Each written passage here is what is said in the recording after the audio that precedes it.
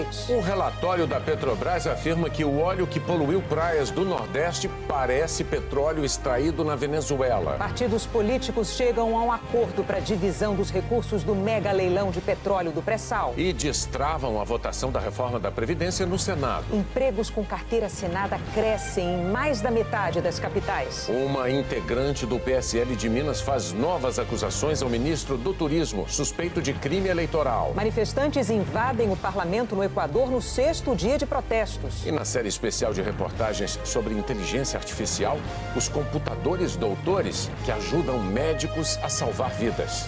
Agora, no Jornal Nacional. As manchas que estão poluindo praias no Brasil são uma mistura de óleos venezuelanos. Hoje subiu para 138 o número de áreas do litoral nordestino com resíduos. O óleo denso e pegajoso chegou hoje ao litoral norte da Bahia. Praias do Forte, Baixio e Porto de Sauípe. Em Alagoas, o óleo atinge 15 praias. 2 estão em situação mais grave, Coruripe e Piaçabuçu. Os pescadores não estão indo para o mar. O óleo também ameaça os corais. No Rio Grande do Norte, mais uma tartaruga foi encontrada coberta de óleo. Ela morreu no fim da tarde. Equipes do governo já recolheram 133 toneladas de óleo desde o mês passado, no Nordeste. Hoje, o presidente Jair Bolsonaro disse de novo que os investigadores já consideram um país onde o óleo foi extraído, mas não falou o nome. Disse apenas que pode ter sido criminoso. Eu não posso acusar um país e já vai que não é aquele país. Eu não quero criar problemas com outros países, é reservado. É o volume que não está sendo constante, né? Se fosse de um navio tivesse afundado, por exemplo, estaria saindo ainda óleo, né? Parece que não é mais fácil, que parece que criminosamente algo foi despejado lá. Este laboratório da Petrobras analisou 23 amostras do resíduo recolhido. Os técnicos compararam as moléculas com o material que é produzido pelo Brasil. Cada petróleo teria, entre aspas, um DNA específico, né? Então, esse conteúdo de moléculas que está em cada amostra é que me permite diferenciar um petróleo do outro e correlacioná-los, buscar semelhanças ou diferenças. Então, a gente, grosseiramente, podemos dizer que cada petróleo tem um DNA diferente. A Petrobras concluiu que o óleo não é produzido, nem comercializado, nem transportado pela estatal. Um relatório da Petrobras encaminhado aos investigadores afirma que os resíduos encontrados são uma mistura de óleos venezuelanos. Questionado, o presidente da Petrobras disse que ainda não é possível dizer de onde ele veio. Ele disse que há 3 hipóteses: um navio afundado, um acidente durante a passagem do óleo de um navio para o outro ou um despejo criminoso. Foi descartado que o óleo tenha brotado de uma fissura no fundo do mar ou que seja fruto da limpeza de um tanque de um navio. São aproximadamente mais de 500 barris de petróleo. E quer dizer, o que indica que não é simplesmente a lavagem de um tanque de um navio. Alguma coisa extraordinária aconteceu. Existe a possibilidade desse material sendo liberado gradualmente. A Marinha identificou 140 navios-tanque que passaram por águas brasileiras em frente ao litoral nordestino. Os navios com cargas compatíveis já foram procurados e a Marinha está avaliando o caso a caso. De acordo com investigadores, a hipótese mais provável é a de um acidente na transferência de óleo de um navio para o outro. Mas o caso é considerado complexo e inédito pela extensão da área atingida e pela duração, mais de um mês. O ministro do Meio Ambiente, Ricardo Salles, pediu ajuda ao governo dos Estados Unidos para identificar a origem das manchas. Este professor de oceanografia, especialista em dispersão de contaminantes, está analisando as correntes marítimas que chegam ao Brasil. Ele suspeita que o óleo entrou em contato com o mar perto da costa. Muito provavelmente do litoral entre Pernambuco e Paraíba, distante mais ou menos 40, 50 quilômetros da costa. Boa parte desse óleo se deslocou pelo litoral, carregado pela corrente sul-equatorial, e atingiu o litoral norte do Nordeste, né, atingindo os estados do Rio Grande do Norte, Ceará e Maranhão, e uma parte se dispersou para o litoral sul, atingindo depois Alagoas, o estado de Sergipe, chegando na Bahia nos últimos dias. É pelo Nordeste que a gente vai começar a previsão do tempo hoje. Vamos lá para São Paulo falar com a Jaqueline Brasil. Boa noite.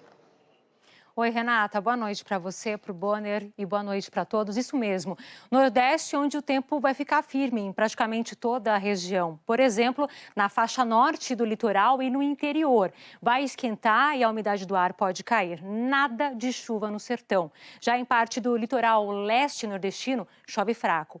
Essa chuva passageira vai refrescar a tarde de 30 graus em João Pessoa, Recife e Salvador.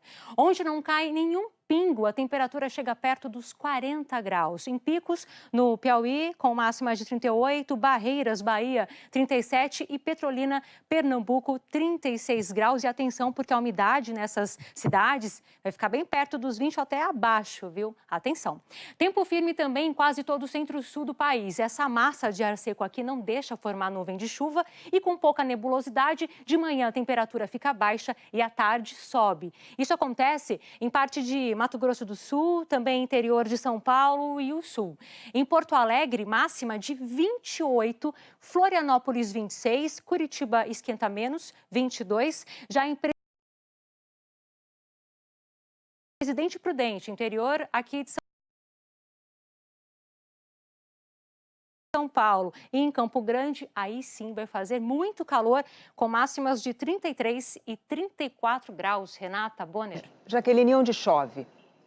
Por exemplo, no norte, Renata, tem a circulação de umidade bastante, né? Circulando pela região, avança pelo centro-oeste e também um pedaço do sudeste. Só que o risco de temporal mesmo é para essa área aqui. Amazonas, Roraima, também Mato Grosso, centro-sul de Goiás, também de Minas, Rio e no Vale do Paraíba, aqui em São Paulo. E aquela chuva que vem com pacote completo, raios, granizo e ventania. Em Minas, destaque para chuva forte em BH e também no sul do estado, em Pouso Alegre. Rio de Janeiro, a chuva vai ser volumosa, com máxima só de 24 graus. Em Aparecida, aqui em São Paulo, também vai chover bastante. Aqui em São Paulo, a chuva aperta mais amanhã de manhã. Depois, só garoa e a máxima de 22 graus. É aquela cara aqui da capital paulista mesmo, né? Renata, Bonner, até amanhã. Vamos ficar alertas aí, atentos para essa probabilidade de temporal no Rio de Janeiro. Obrigada, Jaqueline. Até amanhã. Até. A economia brasileira tem dado alguns sinais de recuperação neste ano. É um movimento lento, mas em mais da metade das capitais aumentou a geração de empregos com carteira assinada. Formada em comércio exterior e sem emprego há 4 meses, Fabiana teve que se adaptar. Faço bolo, eu faço doces, salgados também, né? Agora, a abertura de 180 vagas para um supermercado de São Paulo renovou a esperança dela de voltar ao escritório.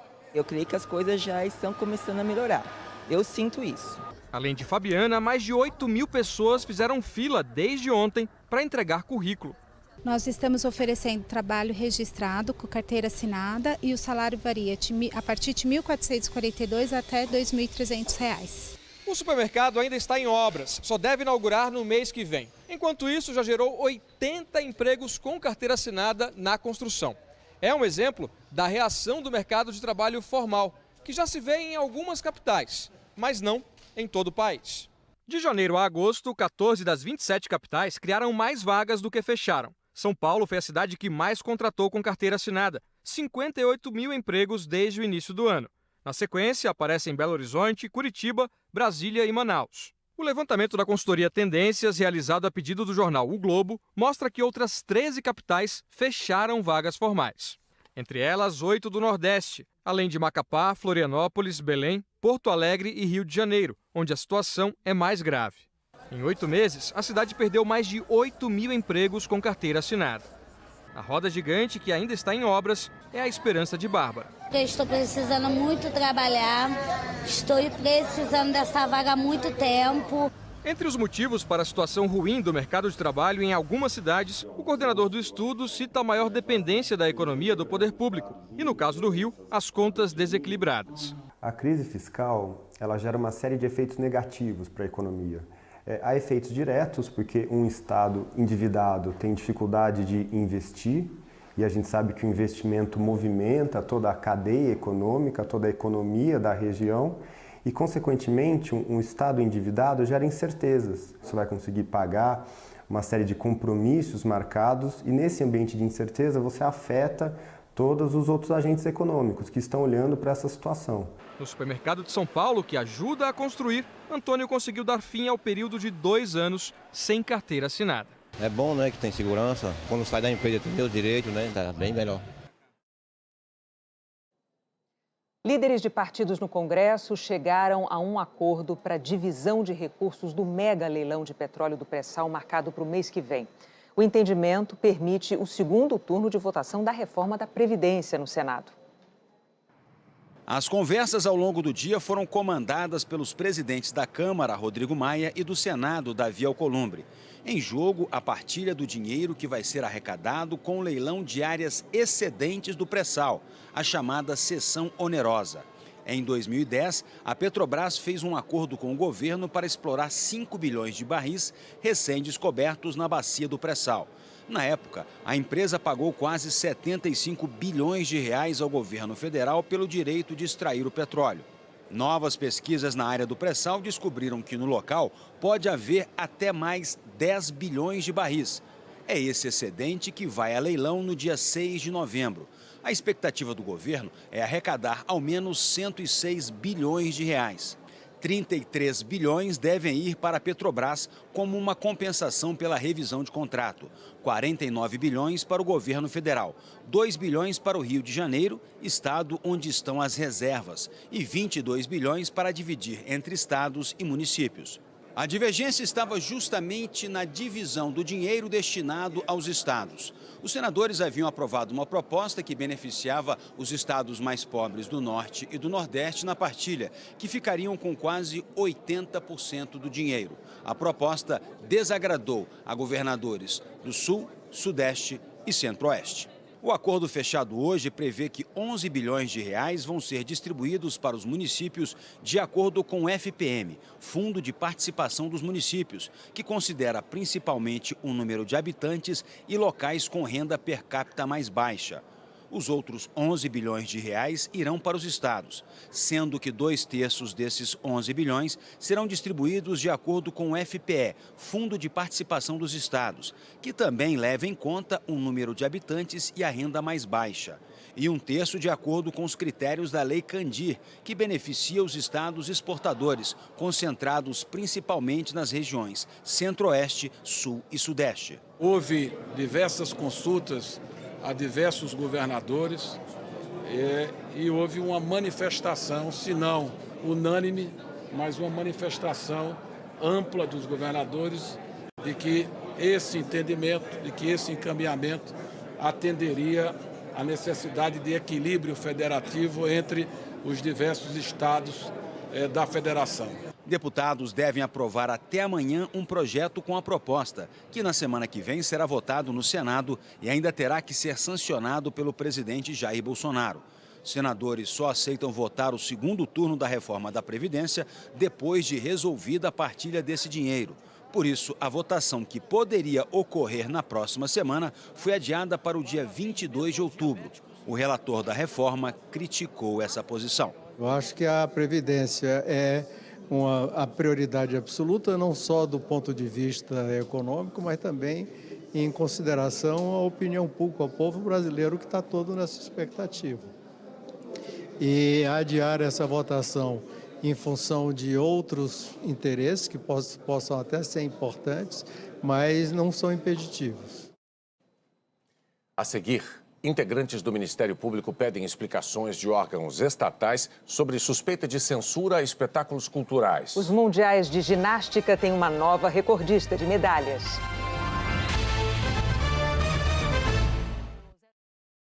A Polícia Federal desocupou uma área de garimpo ilegal no município de Aripuanã, em Mato Grosso. Mais de 2.000 garimpeiros invadiram a área de floresta amazônica atrás de ouro. Crateras tinham até 50 metros de profundidade. Segundo a polícia, ontem, no início da operação, um garimpeiro foi morto a tiros depois de atacar uma equipe do Batalhão de Operações Especiais. Hoje, a Secretaria de Saúde do Estado declarou que, por causa desses garimpos, há um surto de malária na cidade. Os casos da doença passaram de 100 para mais de 500. O presidente Jair Bolsonaro sancionou hoje 2 projetos que alteram a Lei Maria da Penha para ampliar a proteção de mulheres vítimas de violência doméstica. Um dos projetos determina que a arma de fogo do agressor seja apreendida até 48 horas depois que a ocorrência chegar à justiça e sem a necessidade de avaliação do juiz. O outro projeto assegura a mulheres em situação de violência doméstica e familiar a prioridade para matricular dependentes na escola mais próxima de casa. Morreu hoje aos 95 anos Dom Serafim Fernandes. O arcebispo emérito de Belo Horizonte teve complicações provocadas por uma pneumonia. O corpo está sendo velado na Igreja da Boa Viagem, onde será enterrado na quinta-feira. Dom Serafim foi nomeado cardeal pelo Papa João Paulo II em 1998. Com a morte dele, o Brasil passa a ter 9 cardeais. O Papa Francisco dedicou uma oração ao cardeal hoje durante no Sínodo da Amazônia. Integrantes do Ministério Público estão cobrando explicações da Caixa Cultural e do Banco do Brasil sobre a suspeita de atos de censura a espetáculos culturais. Abraço é inspirada numa obra do escritor uruguaio Eduardo Galeano. A peça conta histórias de encontros, opressão, afeto e liberdade. Em setembro, o grupo Klaus de Shakespeare fez uma apresentação no Recife, com o patrocínio da Caixa. No intervalo, artistas conversaram com o público. Quando se preparavam para a segunda apresentação, um funcionário da Caixa informou que a peça estava suspensa. Disse que no bate-papo, o grupo teria desrespeitado uma cláusula do contrato. Ao Ministério Público Federal, em Pernambuco, a Caixa informou que na conversa dos atores foram proferidos comentários negativos envolvendo a empresa patrocinadora. Mas as procuradoras Carolina Furtado e Ana Fabiola Ferreira recomendaram que a Caixa voltasse a liberar a apresentação de Abraço, o que não ocorreu. Por isso, o Ministério Público afirmou que configurou-se a prática de censura vedada pela Constituição. O diretor do grupo, Fernando Yanamoto, diz que a peça Abraço foi censurada pela Caixa. É uma justificativa fantasiada para justificar alguma outra coisa, né? Um cerceamento de uma liberdade de expressão da nossa parte, uma vez que não há nada que justifique, tanto é que o próprio Ministério Público, quando analisou toda a documentação, analisou a gravação do bate-papo e tal, não conseguiu identificar nada, né? O presidente da Caixa, Pedro Guimarães, negou censura, mas disse que o banco não aceita posicionamentos políticos no meio de uma peça.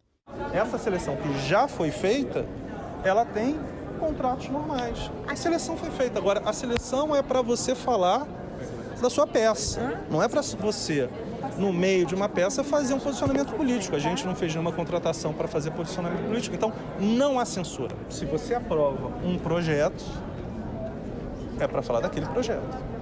No último sábado, o presidente Jair Bolsonaro admitiu restringir certo tipo de obra, negando que fosse censura. A gente não vai perseguir ninguém, mas o Brasil mudou.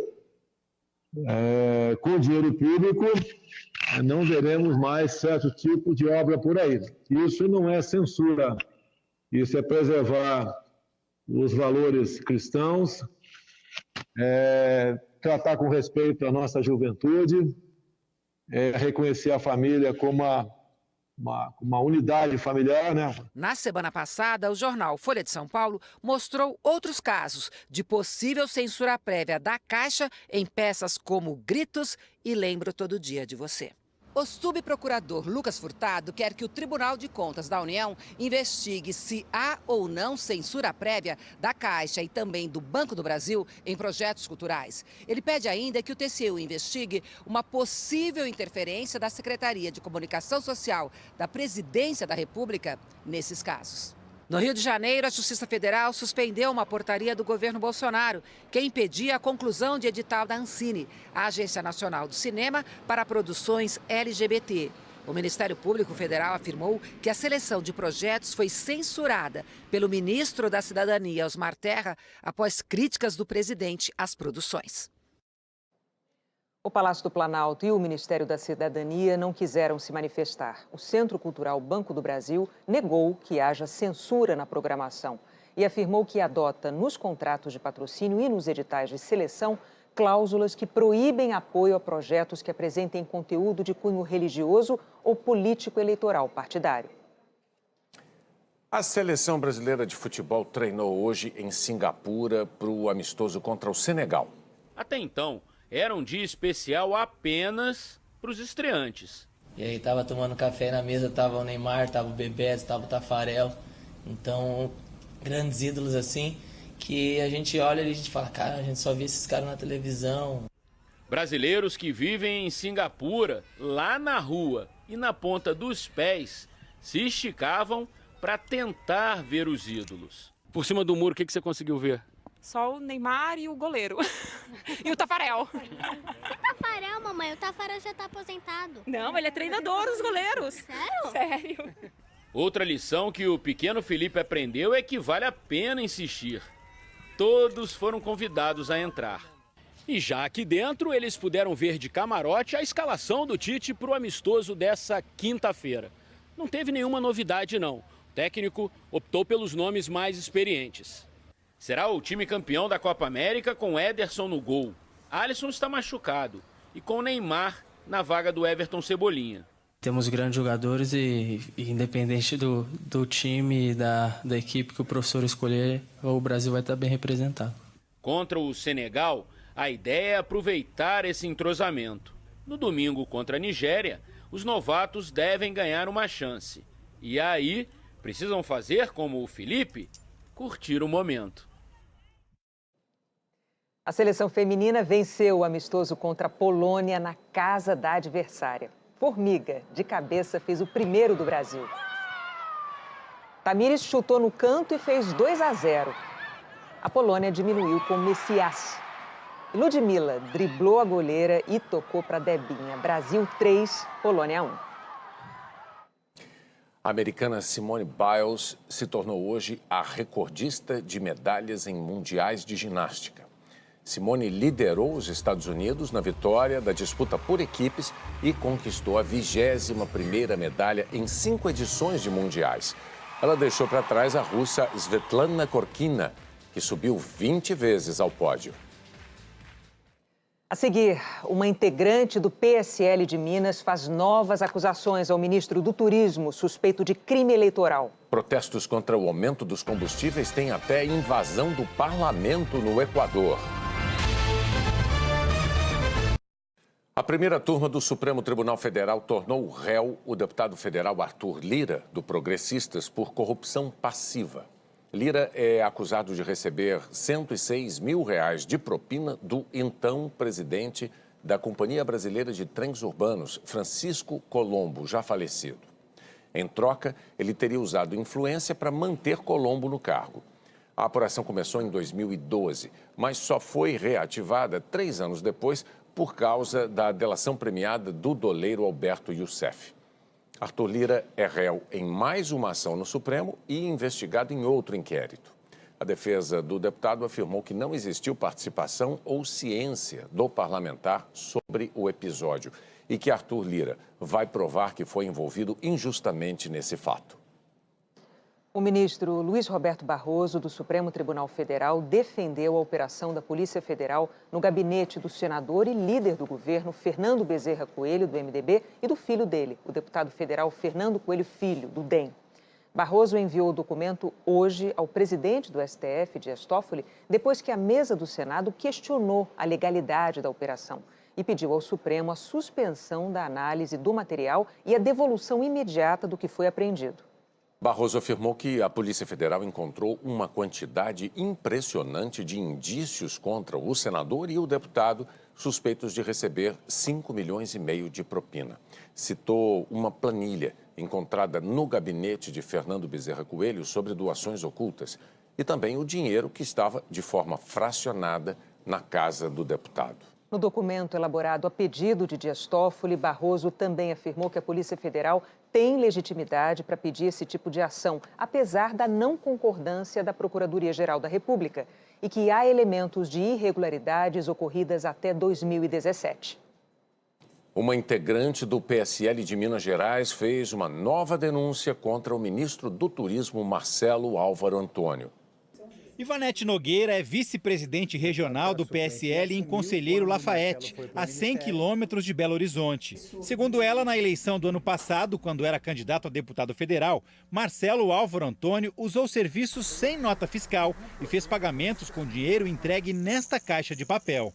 A denúncia foi divulgada hoje pelo jornal Folha de São Paulo.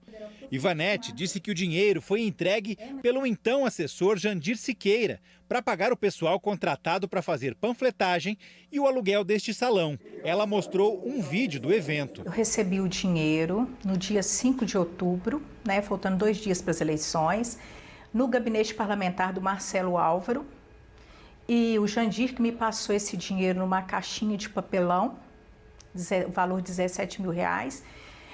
Estava no gabinete o assessor do Marcelo, Matheus, Griciele, o Jandir, o senhor Jandir que me passou o dinheiro. Ivanete disse ainda que tentou entregar a Jandir Siqueira os recibos de prestação de serviço, mas que ele não quis receber. Ela disse também que entregou esses documentos para a Polícia Federal. A dirigente do PSL já prestou 2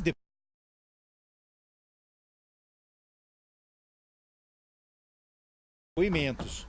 De acordo com os investigadores, os recibos não estão na prestação de contas da campanha de Marcelo Álvaro Antônio. O ministro e outras 10 pessoas já foram denunciadas pelo Ministério Público Eleitoral em outro processo por suspeita de participar de um suposto esquema de candidaturas laranjas do PSL mineiro. Segundo as investigações, ele seria o chefe de uma organização montada para desviar dinheiro do fundo eleitoral. A Justiça Eleitoral em Belo Horizonte decretou sigilo no processo. O ministro Marcelo Álvaro Antônio vai ter que se explicar ao Senado. Ele foi convocado no dia 22 de outubro a comparecer na Comissão de Transparência para prestar esclarecimentos sobre esse caso das candidaturas laranjas do PSL mineiro. Sobre a denúncia de Caixa 2, a defesa do ministro disse em nota que a declaração de Ivanete é inverídica, que ela sequer trabalhou em 2018 para a campanha dele, que pode ter havido a distribuição de panfletos com a imagem de outros candidatos e dele também. Jandir Siqueira disse que já contou tudo o que sabia sobre o caso em depoimento à Polícia Federal. Também a Justiça Eleitoral de Pernambuco apura supostas irregularidades na campanha do PSL do Estado. O presidente nacional do partido, o deputado Luciano Bivar, é um dos citados na investigação sobre o uso de uma candidata laranja para desviar dinheiro do fundo eleitoral. Ele nega as irregularidades. Hoje, o presidente Jair Bolsonaro aconselhou um apoiador que se apresentou como pré-candidato pelo PSL no Recife a esquecer o partido. Quando Bolsonaro notou que o nome dele foi mencionado com o de Luciano Bivar numa gravação em vídeo, o presidente disse o seguinte ao apoiador, abre aspas, não divulga isso não, o cara tá queimado pra caramba lá, entendeu? E vai queimar o meu filme também. Esquece esse cara, esquece o partido, fecha aspas. O líder do PSL no Senado, Major Olímpio, disse que estava perplexo com a declaração do presidente Jair Bolsonaro, que o partido é 100% fiel ao presidente e que os parlamentares foram pegos de calças curtas. O deputado Luciano Bivar disse que não sabia a que o presidente estava se referindo quando deu a declaração. O governo dos Estados Unidos declarou hoje que não vai colaborar com o inquérito de impeachment contra o presidente Donald Trump, aberto pelo Partido Democrata há 2 semanas. Segundo a Casa Branca, o processo tem o objetivo de invalidar o resultado da eleição de 2016 e influenciar a campanha de 2020. Mais cedo, o Departamento de Estado tinha proibido o embaixador dos Estados Unidos na União Europeia, Gordon Sondland, a depor no Congresso. As comissões que analisam o processo de impeachment acusaram Trump de obstrução e intimaram Sondland a depor e a apresentar documentos. Na semana passada, os parlamentares tiveram acesso a mensagens do embaixador. Entre elas, um pedido de Donald Trump para investigar Joe Biden, o mais provável adversário de Trump na próxima eleição. Em 6 dias de protestos contra as medidas de austeridade decretadas pelo governo do Equador, a polícia prendeu quase 600 manifestantes. 2 pessoas morreram e mais de 70 ficaram feridas. No fim do dia, manifestantes invadiram até a Assembleia Nacional do Equador. Foram contidos pela polícia rapidamente. São militantes de esquerda, sindicalistas e índios. Os confrontos com a polícia só aumentam. E tudo bem perto do Palácio de Carondelet, alvo principal da marcha convocada para amanhã. Por isso mesmo, o presidente Lenín Moreno transferiu a sede do governo para a cidade portuária de Guayaquil. E de lá, ontem, ele fez um pronunciamento à nação. Moreno afirmou que o movimento é orquestrado pelo ex-presidente Rafael Correa, com o venezuelano Nicolás Maduro, e disse que não é coincidência a viagem de Correa a Caracas dias atrás. Habían viajado al mismo tiempo hace pocas semanas a Venezuela. Correa, acusado de corrupção no esquema da Odebrecht, só não está preso porque se exilou na Bélgica. Em vídeo, ele disse que não há golpistas e defendeu eleições antecipadas. Entendamos que aqui não há golpismo. A onda de protestos começou na semana passada com uma greve de caminhoneiros, reação a medidas impostas pelo FMI para a concessão de um empréstimo de 4,2 bilhões de dólares ao Equador. E isso inclui o fim dos subsídios aos combustíveis. O preço da gasolina subiu 123% e do diesel 100%. Brasil e outras 6 nações latino-americanas divulgaram uma nota conjunta de apoio ao presidente Lenín Moreno. Repudiaram qualquer tentativa de desestabilizar os regimes democráticos legitimamente constituídos. O presidente Lenín Moreno já disse que não volta atrás na questão do fim dos subsídios, mas ele está visivelmente abalado, embora apareça sempre ao lado de integrantes do alto comando militar. Na avaliação de especialistas, Moreno agiu pressionado pela crise econômica, arriscou mudanças bruscas, mas sem habilidade política. Ele já se projetou juntos com os generais, um sinal de que ele tem medo, de que ele pode ser derrubado. E mesmo se recuar, é possível que as manifestações continuem e, neste caso, ele terá que renunciar. 3 cientistas que nos ajudaram a entender o nosso lugar no universo ganharam hoje o Prêmio Nobel de Física. 2 dos premiados, os suíços Michel Mayor e Didier Queloz, descobriram o primeiro planeta fora do Sistema Solar, o 51 Pégase B. Eles desenvolveram a tecnologia para encontrar o planeta que gira em torno de uma estrela semelhante ao Sol, que fica a 50 anos-luz da Terra. Isso em 1995. De lá para cá, graças a essa tecnologia, cientistas descobriram mais de 4.000 outros planetas fora do Sistema Solar. Queloz disse que poucos se parecem com qualquer planeta do Sistema Solar, o que torna o mistério ainda mais profundo e interessante. O outro premiado, o canadense James Peebles, foi reconhecido por um trabalho de mais de meio século. Como pesquisador da Universidade Americana de Princeton, ele descobriu as ondas eletromagnéticas que estão por todo o espaço e que são uma das principais evidências de que o Big Bang ocorreu. O Big Bang é a teoria científica que explica a origem do universo a partir de uma explosão. Uma das descobertas mais surpreendentes do trabalho de Peebles nos mostra o quanto a gente ainda não sabe sobre o universo. Ele descobriu que toda a matéria que a gente conhece, incluindo nós mesmos e tudo que está à nossa volta, árvores, pedras, cidades, o planeta Terra inteiro e mais todos os outros planetas e estrelas, são só 5% do universo. O resto é formado... O Jornal Nacional está apresentando nesta semana reportagens especiais sobre o uso crescente da chamada inteligência artificial. Máquinas que aprendem a fazer coisas, a analisar, a tomar decisões. Hoje, a Sandra Passarinho e o Rogério Lima vão mostrar como essa tecnologia tem ajudado profissionais de saúde e os pacientes deles.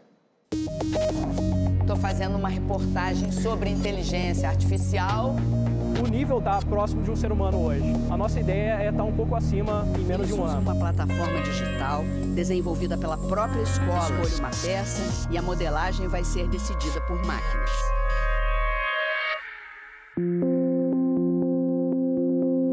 A conexão entre máquinas e hospitais já começou.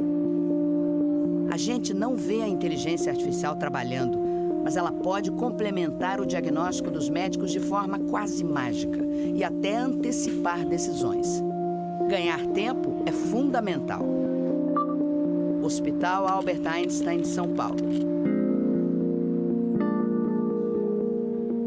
Nós estamos agora no Centro de Controle Operacional do hospital, onde há um sistema tecnológico movido à inteligência artificial que permite aos profissionais do hospital poderem fazer uma previsão do que vai acontecer com as pessoas que estão acabando de chegar aqui. Nós estamos aqui dentro deste centro, acompanhando o que está acontecendo em tempo real lá no pronto-socorro.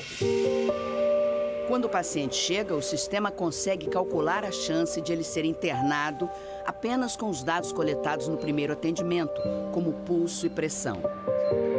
A inteligência artificial se baseia no enorme banco de dados de casos anteriores para fornecer uma análise correta. A previsão de acerto é de 90%. Ou seja, antes do médico prescrever a internação, numa mediana de 57 minutos, eu já sei que esse paciente vai internar. Então, eu consigo preparar o leito e levar o tempo de espera ao tempo mínimo ou zero. A probabilidade de internação agora é de 8%. Instituto do Câncer do Ceará, Fortaleza. Aqui, onde 70% dos pacientes são atendidos pelo SUS, medicina e tecnologia também andam juntas. Uma plataforma de inteligência artificial desenvolvida por uma das maiores empresas de tecnologia do mundo está ajudando médicos a encontrar o melhor tratamento para pacientes com câncer. Os dados do paciente e o resultado de exames são inseridos no programa que procura as informações mais atualizadas e relevantes no mundo sobre o tipo de câncer que o paciente tem. A máquina, ao cruzar e analisar em tempo recorde todo esse material, propõe opções de tratamento. Ele coloca ainda como opção uma cirurgia maior no contexto da paciente. O interessante é isso, é porque ele direciona o tratamento para a situação dela. Essa mega inteligência que vai ajudar o médico no melhor tratamento, né? Muito bom, você já fica mais tranquila. Nenhum médico conseguiria obter sozinho tantos dados sobre uma doença. Nós temos cânceres com quase 700 formas de tratar, dependendo do tipo de câncer. Daí a importância da gente ter um instrumento que processa esses dados e traz informações validadas para que a gente possa atuar dentro da decisão terapêutica.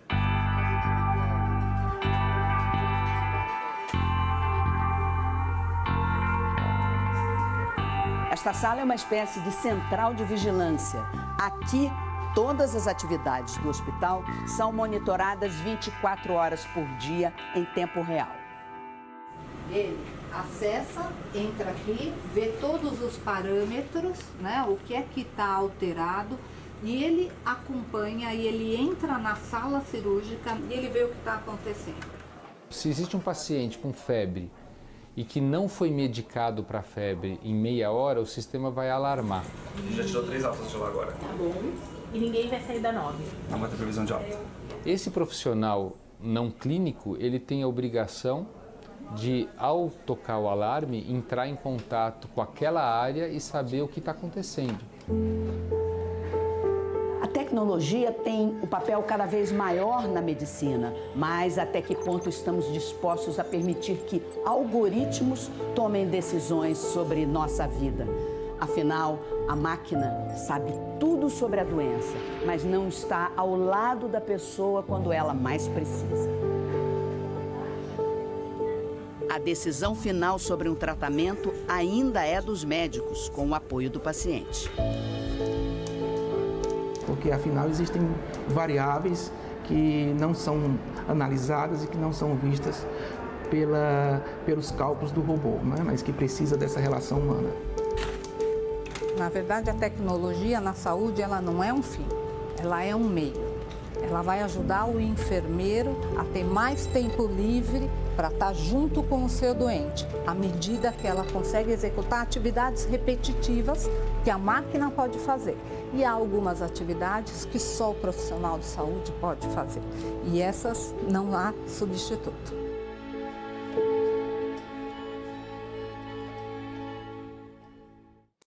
Amanhã tem mais aqui na televisão, mas a gente lembra que na nossa página na internet você pode rever esta reportagem e outras tantas sobre inteligência